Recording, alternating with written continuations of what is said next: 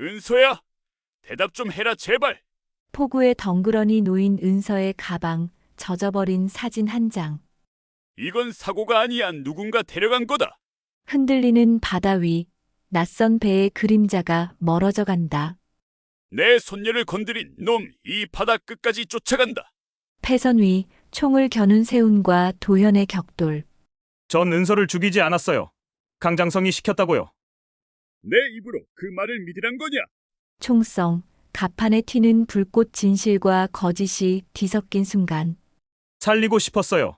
하지만 우린 다 이용당한 겁니다. 구독과 좋아요 꾹 눌러주시면 행운이 가득하실 것입니다. 인천 앞바다에 새벽 물 한 개가 자욱하게 깔린 가운데 작은 어선 한 척이 조용히 파도를 가르며 나아갑니다. 선수에 서 있는 남자는 박도현, 73의 나이에도 여전히 꼿꼿한 어깨를 지닌 전직 해군 특수전 잠수부였죠. 바닷바람이 그의 회색 머리카락을 흔들어도 그의 시선은 흔들리지 않았습니다. 할아버지, 오늘 물때가 참 좋네요. 선미에서 그물을 정리하던 손녀 은서가 밝게 웃으며 말합니다. 19살 대학생인 은서는 주말이면 어김없이 할아버지를 찾아와 바다로 나갔죠. 도연은 손녀의 목소리를 들으며 얼굴에 잔잔한 미소를 지었습니다. 그래, 은서야. 오늘은 고기가 많이 잡힐 것 같구나. 도연이 엔진을 끄자 어선은 파도에 몸을 맡긴 채 천천히 떠다녔습니다. 바다는 고요했고 멀리 수평선 너머로 해가 떠오르기 시작했죠. 은서는 능숙한 손놀림으로 그물을 손질하면서 할아버지의 옆모습을 바라봅니다. 할아버지는 정말 대단하신 것 같아요. 이 나이에도 이렇게 바다에 나오시니까요. 뭐가 대단하냐? 그냥 바다가 좋을 뿐이지. 도연은 담담하게 대답했지만 속으로는 복잡한 감정이 스쳐갔습니다. 아들은 해외로 나간 지 오래되었고 며느리와는 연락이 끊어진 지 몇 년이 되었죠.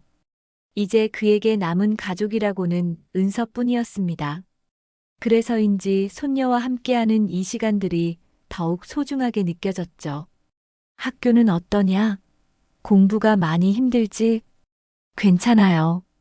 그런데 할아버지, 학교 끝나면 바로 여기 올게요. 또 배 타자고요. 은서의 밝은 대답에 도연은 마음이 따뜻해졌습니다. 하지만 동시에 걱정도 되었죠.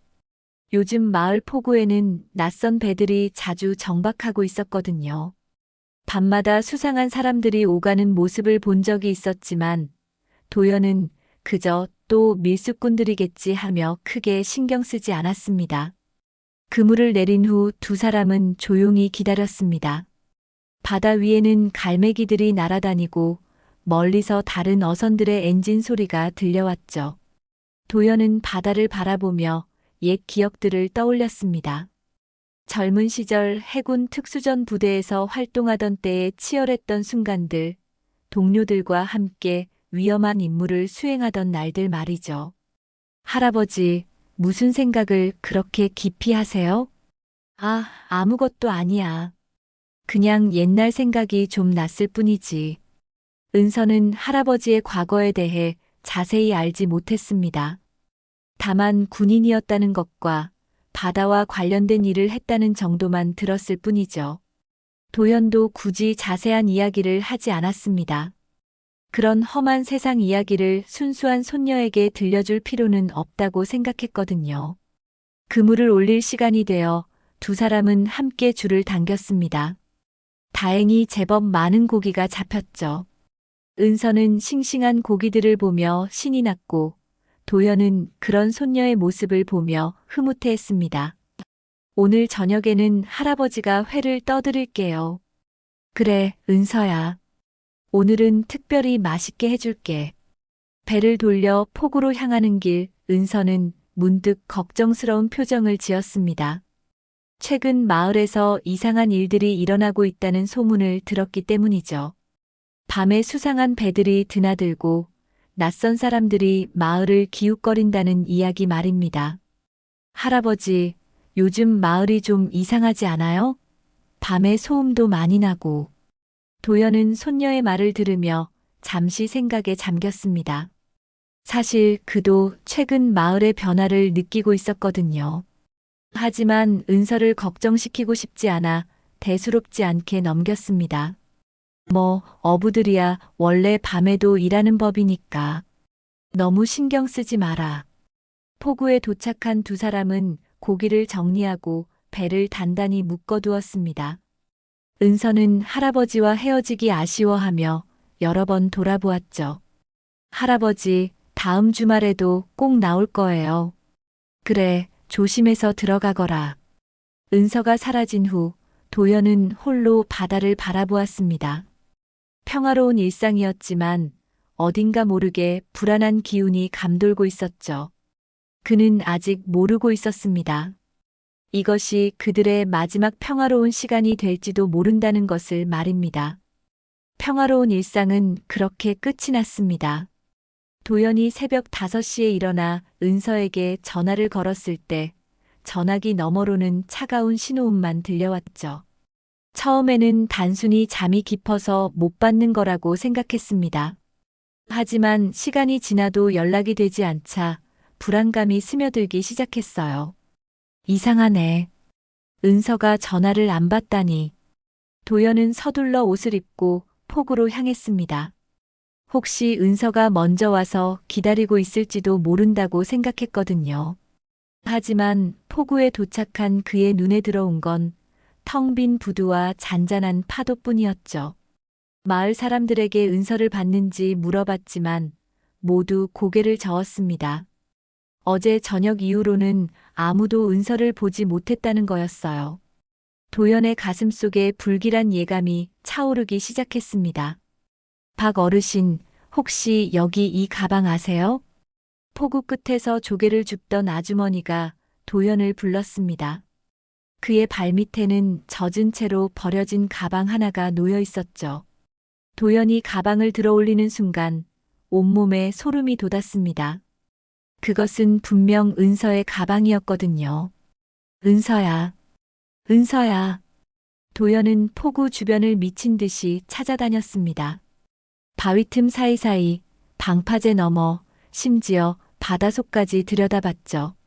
하지만 손녀의 흔적은 가방 외에는 아무것도 찾을 수 없었습니다. 신고해야겠어. 떨리는 손으로 경찰서에 신고를 했지만 담당 경찰의 반응은 시큰둥했습니다. 아, 그냥 친구들이랑 놀러 간 거 아니에요? 요즘 애들이 연락 안 하고 돌아다니는 일이 많거든요. 하루 이틀 더 기다려 보시죠.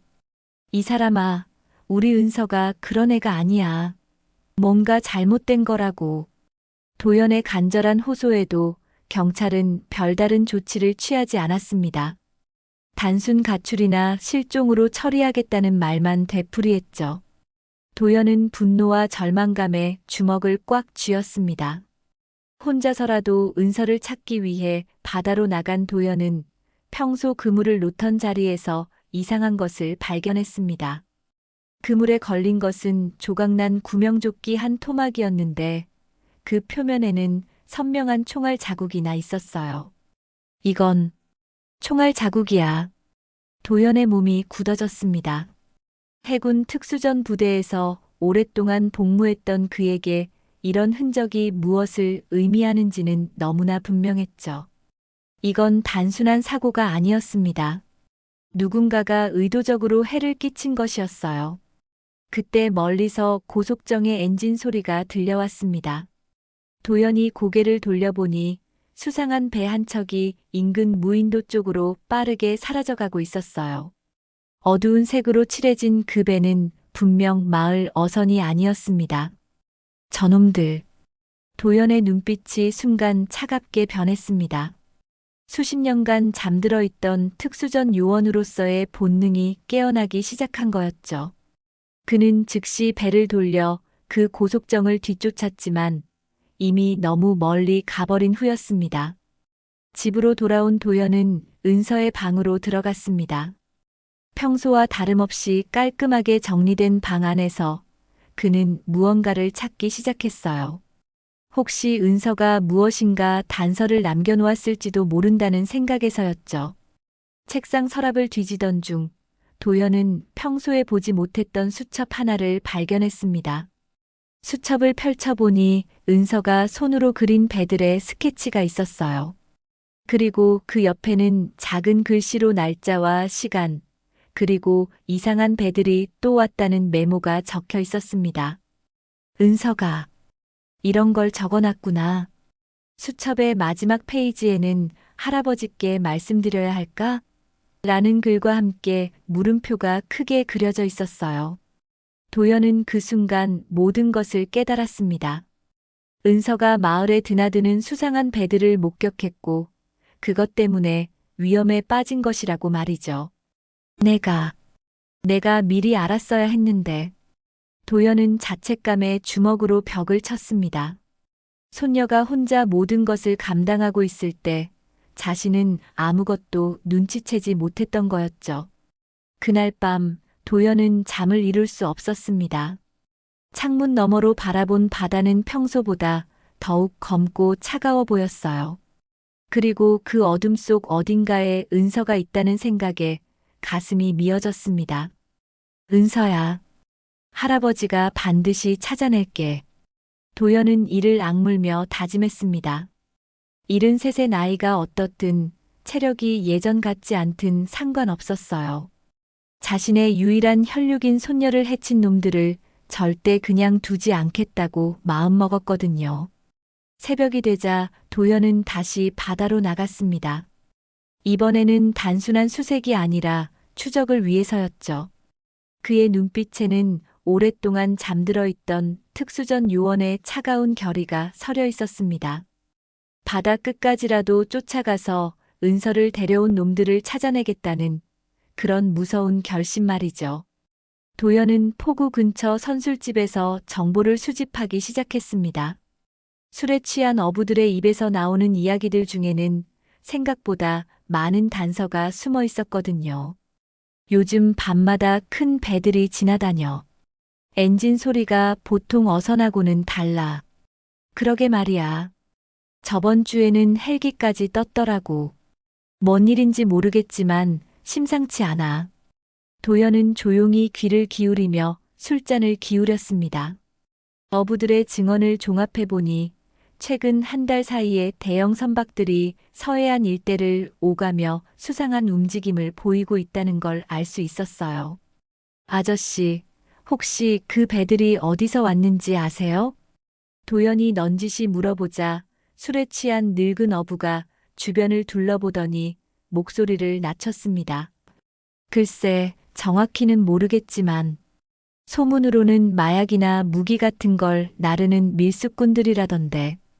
그런데 말이야, 그냥 일반 밀수꾼들이 아니라 뒤에 큰 손이 있다는 얘기도 들리더라고. 큰 손이라니요? 군 출신 고위 인사가 연루되어 있다는 소문이야. 물론 확실하지는 않지만 말이야. 도연의 표정이 굳어졌습니다.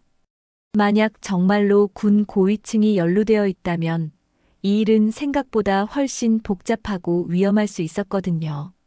다음 날 도연은 군 시절 후배였던 해경 간부 최병철을 찾아갔습니다. 인천해양경찰서에서 과장으로 근무하고 있는 병철은 도연을 반갑게 맞았지만 그의 부탁을 들은 후 표정이 어두워졌어요. 형님, 요즘 세상이 무섭습니다. 이런 일에 휘말리지 마십시오. 병철아, 내 손녀가 사라진 일이야. 그냥 넘어갈 수 없어. 병철은 한참 동안 고민하더니 조심스럽게 입을 열었습니다. 형님, 솔직히 말씀드리면 저희도 그 조직에 대해 알고는 있습니다.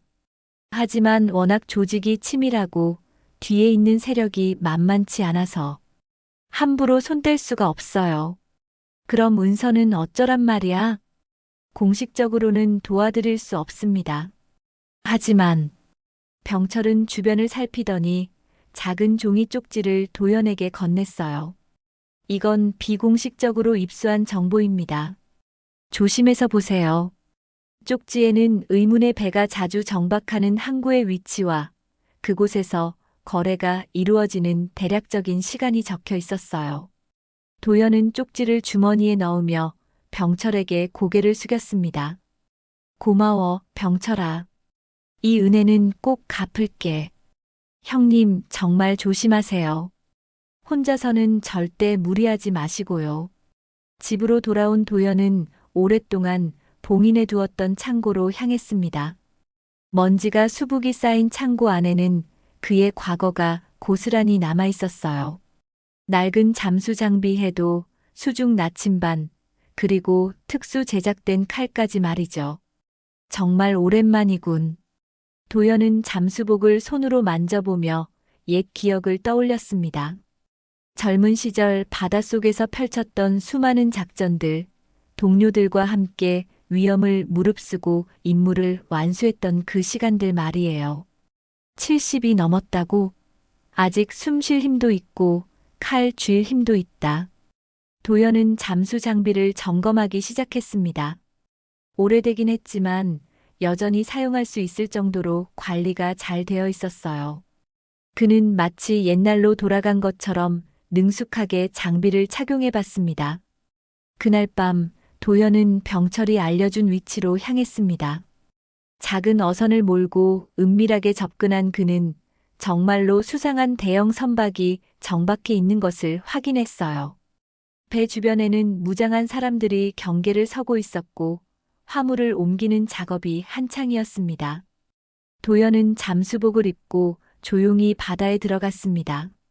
수십 년 만에 하는 잠입이었지만 몸이 기억하고 있는 듯 자연스럽게 움직일 수 있었어요. 그는 밀수선의 선체 아래로 접근해서 배 안의 상황을 파악하려 했습니다.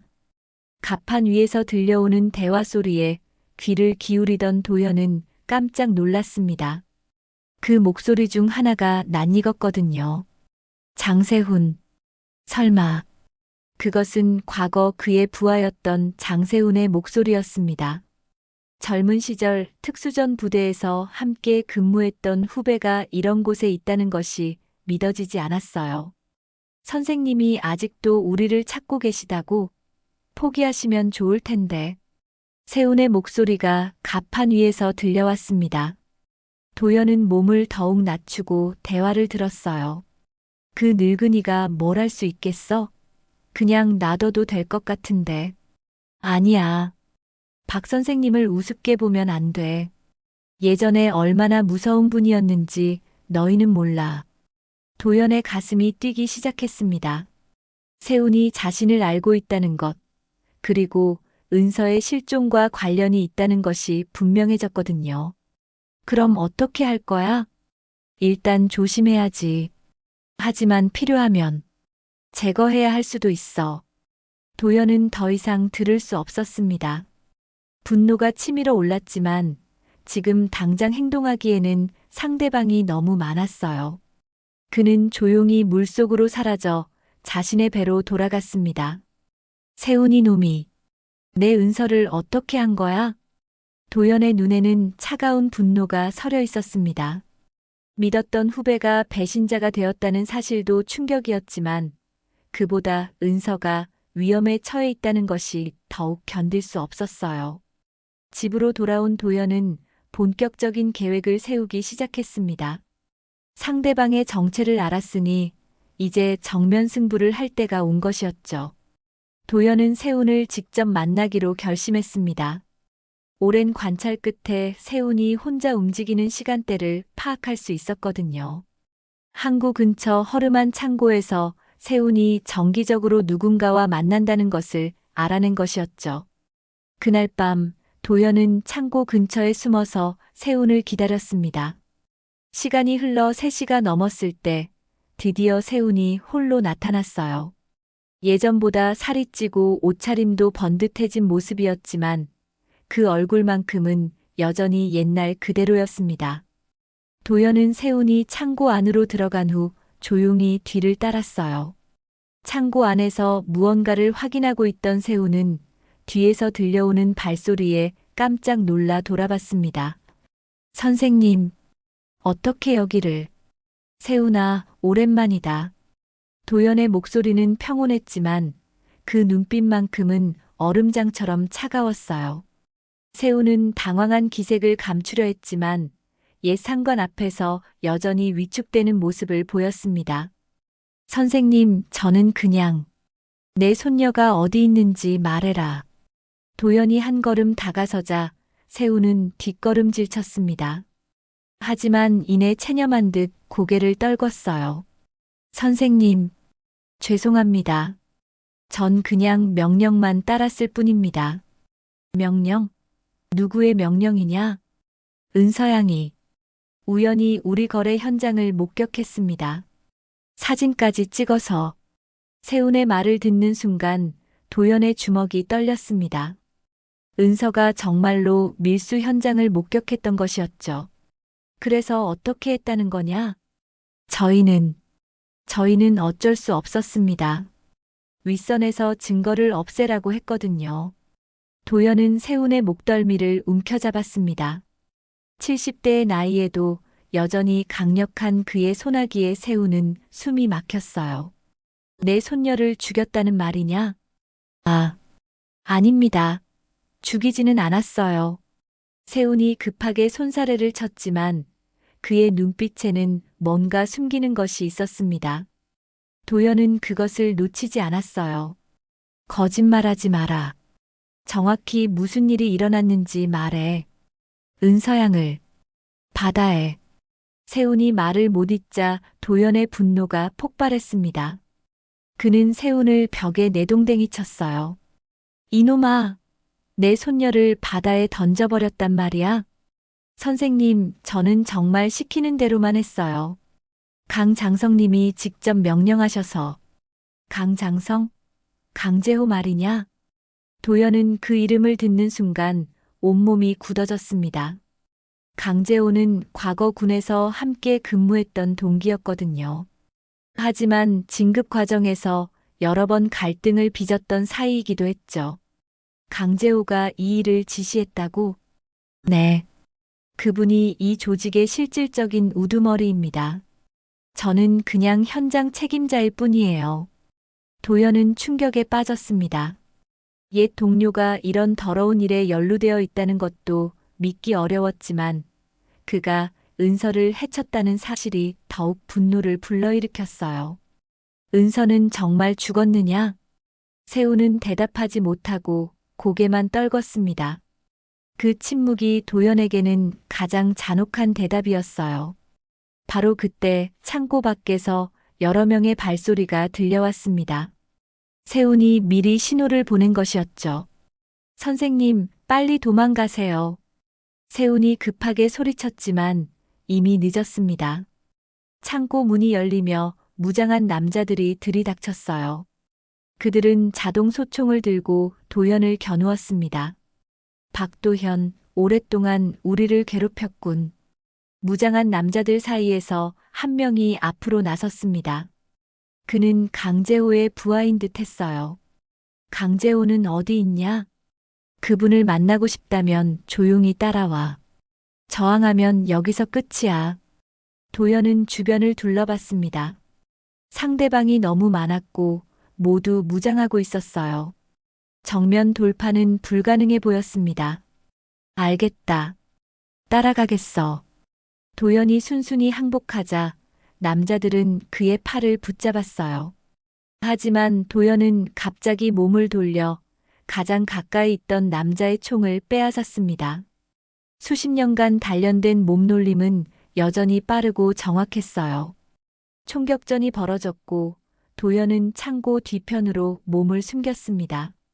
그러나 혼자서 모든 적을 상대하기에는 한계가 있었어요. 게다가 나이 때문에 예전만큼 민첩하지도 못했죠. 세훈아, 은서가 정말 죽었느냐? 총격 속에서도 도연은 세훈에게 소리쳤습니다. 세훈은 엄폐물 뒤에서 망설이더니 대답했어요. 선생님, 저도 정확히는 모릅니다. 강장성님만이 진실을 알고 계세요. 도연은 창고 뒤편 비상구를 통해 간신히 탈출할 수 있었습니다. 추격하는 발소리가 들렸지만 어둠을 틈타 자신의 배가 있는 곳까지 도망칠 수 있었어요. 배에 올라탄 도연은 숨을 고르며 상황을 정리했습니다. 은서가 밀수 현장을 목격했고 그 때문에 위험에 처했다는 것까지는 확실했어요. 하지만 정말로 죽었는지는 아직 확실하지 않았습니다. 집으로 돌아온 도연은 은서의 방을 다시 뒤져봤습니다. 그리고 책상 서랍 깊숙한 곳에서 작은 USB를 발견했어요. 이게 뭐지? USB를 컴퓨터에 연결하자 놀라운 내용들이 화면에 나타났습니다. 밀수 조직의 회계 자료, 거래 내역, 그리고 고위 인사들의 이름과 사진까지 들어 있었거든요. 은서가 이런 증거를 모았구나. 도연은 USB의 내용을 보며 모든 것을 이해했습니다. 은서가 단순히 우연히 목격한 것이 아니라 의도적으로 증거를 수집하고 있었던 것이었어요. 그리고 그것이 발각되어 위험에 처한 것이었죠. 은서야, 왜 혼자서 이런 위험한 일을? 도연의 눈에 눈물이 맺혔습니다. 용감한 손녀가 정의감으로 이런 일에 뛰어들었다가 희생된 것이 너무나 안타까웠어요. 하지만 이제 모든 진실을 알았으니 복수를 위한 준비를 시작할 때였습니다. 은서가 수집한 USB의 정보를 바탕으로 도연은 밀수 조직의 다음 움직임을 예측할 수 있었습니다. 자료에 따르면 사흘 후 밤에 대규모 거래가 예정되어 있었거든요. 이번에는 단순한 정찰이 아니라 직접 조직을 무너뜨릴 계획이었어요. 도연은 잠수 장비를 완벽하게 점검하고 예전에 사용했던 수중 폭탄까지 준비했습니다. 70대의 몸이지만 복수를 위한 의지만큼은 젊은 시절보다도 더 강렬했죠. 은서야, 할아버지가 반드시 복수해줄게. 거래 당일 밤 도연은 예정된 장소로 향했습니다. 이번에는 더욱 신중하게 접근했어요. 하지만 바다에 들어가자마자 이상한 점을 발견했습니다. 평소보다 경계가 훨씬 삼엄했고 마치 그를 기다리고 있는 것 같았거든요. 함정인가? 도연이 의심하는 순간 수중에서 강력한 폭발음이 울렸습니다. 누군가가 미리 수중 폭탄을 설치해둔 것이었어요. 폭발로 인한 충격파가 도연의 몸을 강타했고 그는 의식을 잃을 뻔했습니다. 물 위로 떠오른 도연을 기다리고 있던 것은 여러 척의 고속정이었어요. 강재호가 직접 나와 있었고 그의 얼굴에는 차가운 미소가 떠 있었습니다. 박도현, 정말 끈질기군. 하지만 이제 끝이야. 강재호, 내가 직접 나왔구나.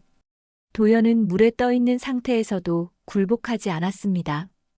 강재호는 고속정에서 그를 내려다보며 말했어요. 내 손녀가 우리 일을 너무 많이 알아버렸어. 어쩔 수 없는 선택이었다고. 은서를 어떻게 했느냐? 걱정 마라. 고통스럽지 않게 해줬으니까. 강재호의 말에 도연의 분노가 극에 달했습니다. 하지만 지금 상황에서는 어쩔 수 없었어요. 사방이 적들로 둘러싸여 있었거든요. 이제 너도 손녀를 따라가면 돼. 강재호가 부하들에게 신호를 보내자 그들은 도연에게 총을 겨누었습니다. 하지만 바로 그때 도연은 미리 준비해둔 섬광탄을 터뜨렸어요. 강렬한 빛이 주변을 환하게 비추며 적들의 시야를 가렸습니다. 도연은 그 틈을 타 물속으로 잠수했고 미리 숨겨둔 수중 스쿠터를 이용해 그 자리를 벗어났어요. 하지만 추격은 계속되었고 총탄들이 물속으로 빗발쳤습니다. 놈을 놓치지 마라. 강재호의 다급한 목소리가 들렸지만 도연은 이미 어둠 속으로 사라진 후였어요. 하지만 오랜 잠수와 격렬한 추격전으로 체력이 한계에 달했습니다. 이제 정말 끝인가? 도연은 의식이 흐려지는 것을 느꼈습니다. 차가운 바닷물이 폐로 스며들었고 몸이 바닥으로 가라앉기 시작했어요. 그의 마지막 생각은 은서에 대한 것이었습니다. 은서야, 미안하다. 할아버지가 너를 지켜주지 못해서. 의식을 잃어가던 그때 누군가가 그의 몸을 끌어올렸습니다. 희미한 의식 속에서 낯익은 목소리가 들려왔어요. 도연이 형, 아직 죽기에는 이르지. 도연이 눈을 뜬 곳은 낯선 방이었습니다. 천장을 바라보니 나무로 만들어진 석가래가 보였어요. 어디선가 바다 냄새가 났고 창문 너머로는 파도 소리가 들렸습니다. 정신이 드셨군요. 도연이 고개를 돌리자 50대 후반으로 보이는 남자가 의자에 앉아 있었어요. 그 얼굴을 본 순간 도연은 깜짝 놀랐습니다. 기태, 서기태? 오랜만입니다, 형님. 서기태는 도연의 군 시절 동기였습니다.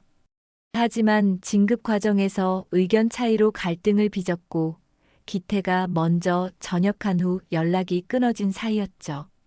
여긴 어디야? 그리고 넌 어떻게? 서해의 한 외딴 섬입니다. 저는 여기서 어업에 종사하고 있어요. 기태는 차분하게 설명했습니다. 그가 도연을 구조한 것은 우연이 아니었어요. 최근 이 일대에서 벌어지는 밀수 조직의 활동을 감시하고 있었거든요. 형님이 그 조직과 싸우고 있다는 얘기를 들었습니다. 그리고 손녀분의 일도 알고 있어요. 은서가 정말 죽었나? 도연의 목소리가 떨렸습니다. 기태는 잠시 침묵하더니 고개를 끄덕였어요. 안타깝게도 그런 것 같습니다. 도연은 주먹을 꽉 쥐었습니다. 마지막 희망마저 사라진 기분이었어요. 모든 것이 끝났다는 절망감이 밀려왔습니다. 다 끝났어. 은서도 잃고 조직도 못 막고. 아닙니다, 형님. 아직 끝나지 않았어요. 기태가 단호하게 말했습니다. 그는 도연에게 작은 가방을 건넸어요. 이 안에는 최신식 잠수 장비와 특수 무기들이 들어 있습니다. 그리고 이것도.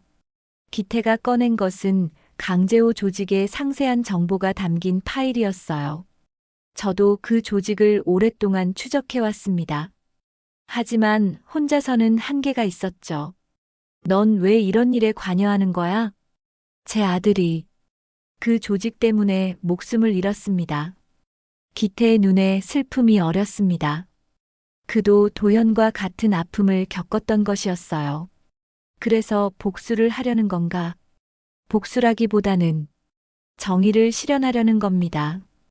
이런 악한 조직들이 계속 존재한다면 더 많은 무고한 사람들이 희생될 테니까요. 도연은 기태의 말을 들으며 다시 희망을 품기 시작했습니다. 혼자서는 불가능해 보였던 일도 동지가 있다면 가능할지도 모른다는 생각이 들었거든요. 기태야, 함께 해보자. 그 말씀을 기다렸습니다, 형님. 두 사람은 악수를 나누었습니다. 이제 본격적인 반격을 준비할 때였어요. 은서의 복수를 위해서, 그리고 더 이상의 희생자를 막기 위해서 말이죠. 서기태의 섬에서 도연은 혹독한 재훈련을 시작했습니다. 73세의 노구에게는 극한의 고통이었지만 은서에 대한 복수심이 그를 버티게 해줬어요. 형님, 예전만큼은 아니지만 여전하시군요. 기태는 도연이 차가운 바닷물에서 30분 넘게 잠수 훈련을 하는 모습을 보며 감탄했습니다. 나이를 무시하고 자신의 한계를 뛰어넘으려는 의지가 대단했거든요. 아직 할 일이 남았어. 도연은 숨을 헐떡이며 물 밖으로 나왔습니다. 몸은 비틀거렸지만 눈빛만큼은 여전히 날카로웠어요. 기태가 준비한 특수전 장비들을 하나씩 익혀가며 그는 점차 예전의 감각을 되찾아갔습니다. 이 신형 수중 추진기는 어떻게 사용하는 거야? 여기 버튼을 누르면 됩니다. 예전 것보다 훨씬 조용하고 빨라요. 기태는 정성껏 도연에게 장비 사용법을 가르쳐 줬습니다. 두 사람은 마치 젊은 시절로 돌아간 것처럼 함께 훈련에 몰두했어요. 훈련을 시작한 지 일주일이 지났을 때 도연은 은서의 USB를 다시 꺼내 분석하기 시작했습니다. 기태도 함께 자료를 살펴보며 놀라워했어요. 손녀분이 정말 대단하네요. 이런 핵심 정보들을 어떻게 수집했을까요? 은서는 어릴 때부터 정의감이 강했어. 아마 혼자서 이 조직을 조사하다가 도연의 목소리가 떨렸습니다. 용감한 손녀가 위험을 무릅쓰고 증거를 모으다가 발각된 것이 너무나 안타까웠거든요. USB 안의 정보를 통해 두 사람은 강제호 조직의 구조를 파악할 수 있었습니다. 조직의 규모가 생각보다 훨씬 컸고 정부 고위층까지 연루되어 있다는 것도 알게 되었어요. 이런 거대한 조직을 우리 둘이서 상대할 수 있을까요? 기태가 걱정스럽게 물었지만 도연의 결심은 흔들리지 않았습니다. 크기가 문제가 아니야. 핵심만 제거하면 돼. 도연이 가리킨 것은 강제호였습니다. 모든 지시가 그에게서 나오고 있었고 그를 제거하면 조직이 무너질 것이라고 판단했거든요. 그런데 형님, 한 가지 이상한 점이 있습니다. 기태가 USB 파일 중 하나를 가리켰어요. 그것은 은서가 마지막으로 수정한 파일이었는데 그 안에는 의문스러운 내용이 있었습니다. 할아버지께 꼭 전해야 할 것이 있다. 이게 무슨 뜻일까요? 도연은 그 문장을 보며 가슴이 먹먹해졌습니다. 은서가 마지막 순간까지 자신에게 무언가를 전하려 했다는 것이 느껴졌거든요. 은서야, 무엇을 말하려 했던 거니? 파일을 더 자세히 살펴본 결과 은서가 조직의 다음 대규모 거래 일정을 파악하고 있었다는 것을 알 수 있었어요. 그리고 그 거래가 바로 사흘 후에 예정되어 있었습니다. 형님, 이번이 기회입니다. 조직의 핵심 인물들이 모두 한 곳에 모일 예정이니까요. 그래, 이번이 마지막이다. 도연은 결의에 찬 표정으로 말했습니다. 더 이상 미룰 수 없었어요. 은서의 죽음을 헛되게 만들 수는 없었거든요. 그날 밤 도연은 혼자 바닷가에 나가 은서를 그리워했습니다. 파도 소리를 들으며 손녀와 함께했던 소중한 추억들을 떠올렸어요. 은서야, 할아버지가 약속할게. 너를 해친 놈들을 반드시 응징하겠다. 바람에 날리는 그의 머리카락은 이미 백발이 되었지만 복수에 대한 의지만큼은 불타오르고 있었습니다. 이틀 후 두 사람은 최종 작전 계획을 세웠습니다.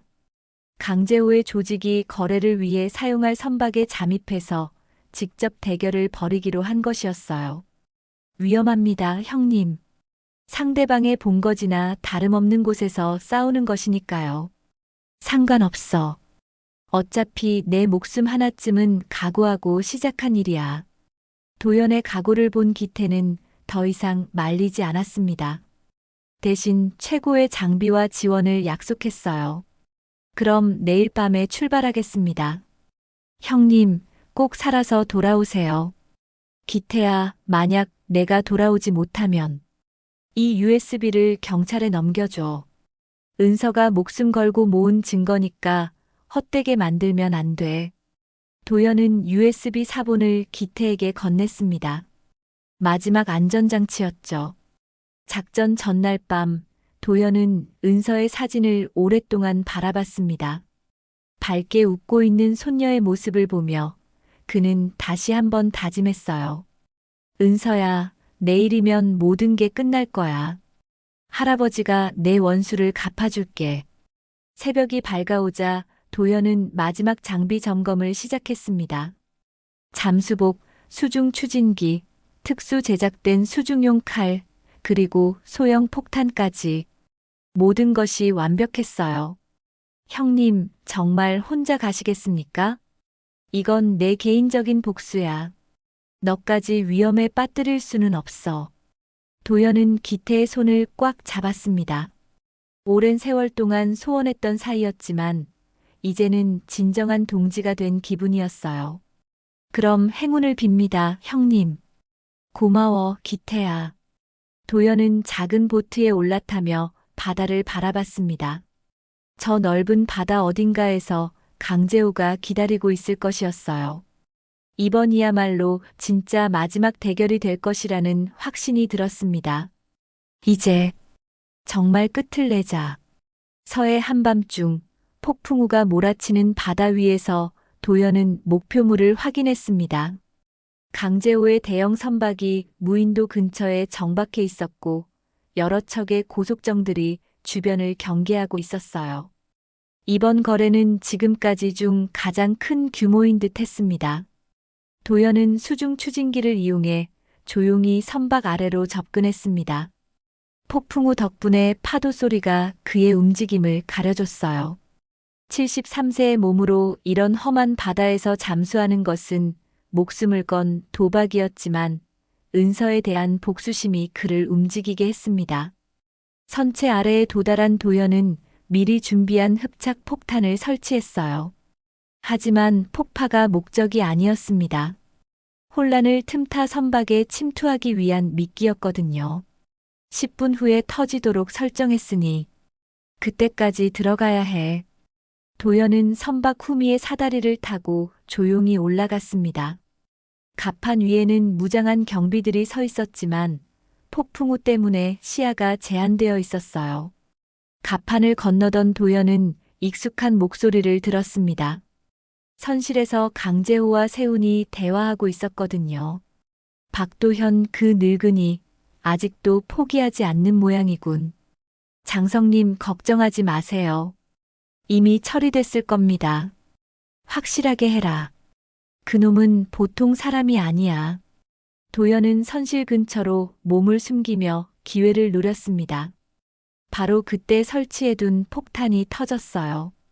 선박 후미에서 거대한 폭발음과 함께 불길이 치솟았습니다. 뭐야? 무슨 일이야? 경비들이 폭발 지점으로 몰려가자 도연은 그 틈을 타 선실로 들어갔어요. 세훈이 혼란스러워하며 밖을 내다보던 순간 도연이 뒤에서 그를 제압했습니다. 선생님, 어떻게 여기에? 세훈아, 이제 진실을 말할 때가 됐다. 도연은 칼을 세훈의 목에 댔습니다. 세훈은 공포에 질린 표정으로 떨었어요. 선생님, 제발. 전 정말 시키는 대로만 했어요. 은서를 어떻게 했는지 정확히 말해라. 세훈은 잠시 망설이더니 충격적인 진실을 토로했습니다. 선생님, 전 은서양을 죽이지 않았어요. 뭐라고? 강장성님이 직접 은서양을 바다에 던지라고 명령했습니다. 하지만 전 차마 그럴 수가 없어서 도연의 심장이 빠르게 뛰기 시작했습니다. 혹시 은서가 살아있을 가능성이 있다는 뜻이었거든요. 그럼 은서는 어디 있느냐? 전 모릅니다. 강장성님만이 알고 계세요. 하지만 분명히 살아있을 거예요. 바로 그때 선실문이 열리며 강재호가 들어왔습니다. 그의 손에는 권총이 들려 있었어요. 박도현, 정말 끈질기군. 하지만 이제 끝이야. 강재호, 내 손녀가 어디 있느냐? 도연은 세훈을 방패막이 삼으며 강재호와 대치했습니다. 두 사람의 눈빛이 공중에서 부딪혔어요. 내 손녀는 살아있어. 하지만 입 닥치고 있어야겠지. 강재호의 말에 도연은 안도의 한숨을 쉬었습니다. 은서가 살아있다는 것을 확인한 것이었어요. 어디 있는지 말해라. 그건 내가 순순히 죽는다면 고려해볼게. 강재호가 방아쇠를 당기려는 순간 도연은 세훈을 밀어내며 옆으로 몸을 굴렸습니다.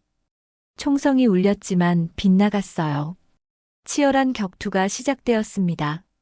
70대의 나이에도 도연의 몸놀림은 여전히 날카로웠지만 강재호도 만만한 상대가 아니었어요. 두 사람은 선실 안에서 생사를 건 혈투를 벌였습니다. 내가 아무리 발버둥 쳐도 소용없어. 이미 늦었다고. 강재호가 소리치며 칼을 휘둘렸지만 도연은 그것을 막아냈어요. 수십 년간 단련된 기술이 나이를 뛰어넘고 있었습니다. 은서를 어디 숨겨뒀느냐? 궁금하면 죽어서 확인해봐. 두 사람의 격투는 점점 격렬해졌습니다. 선실의 가구들이 부서지고 유리창이 깨져나갔어요. 폭풍우 속에서 벌어지는 이 혈투는 마치 운명의 대결 같았습니다. 도연이 강재호의 칼을 막아내며 반격을 가하려는 순간 강재호가 갑자기 뒤로 물러나며 소리쳤어요. 내 손녀가 어디 있는지 정말 알고 싶나? 뭐? 서해 끝자락의 폐허장. 거기 컨테이너 안에 있어. 하지만 이미 너무 오래됐을 텐데 과연 살아있을까? 강재호의 말에 도연은 잠시 동요했습니다. 그 틈을 노린 강재호가 총을 겨누었어요. 하지만 도연은 그보다 빨랐습니다. 오랫동안 품고 있던 분노를 모두 쏟아내며 강재호에게 달려들었어요. 두 사람은 얽혀서 바닥에 굴렸고 치열한 몸싸움이 계속되었습니다. 이럴 수는 없어. 강재호가 절망적인 목소리로 중얼거렸지만 도연은 멈추지 않았어요. 은서를 해친 원수에 대한 복수심이 그의 온몸을 지배하고 있었거든요. 마침내 도연이 강재호를 완전히 제압했습니다. 강재호는 바닥에 쓰러져 신음했어요. 이제 끝났다. 도연은 숨을 헐떡이며 강재호를 내려다봤습니다. 오랜 복수가 드디어 끝난 것이었어요. 세훈아, 경찰에 신고해라. 그리고 은서가 있는 곳으로 안내하고. 세훈은 고개를 끄덕이며 휴대폰을 꺼냈습니다. 이제 모든 것이 끝나가고 있었어요. 폭풍우가 잦아들기 시작했고 멀리서 경찰선의 사이렌 소리가 들려왔습니다. 도연은 창밖의 바다를 바라보며 은서를 생각했어요. 은서야, 이제 곧 만날 수 있을 거야. 경찰과 해경이 도착한 후 도연은 세훈의 안내를 받아 서해 끝자락의 폐허장으로 향했습니다. 가슴이 터질 듯 뛰었지만 동시에 최악의 상황에 대한 두려움도 있었어요. 과연 은서가 살아있을까요? 저기입니다, 선생님.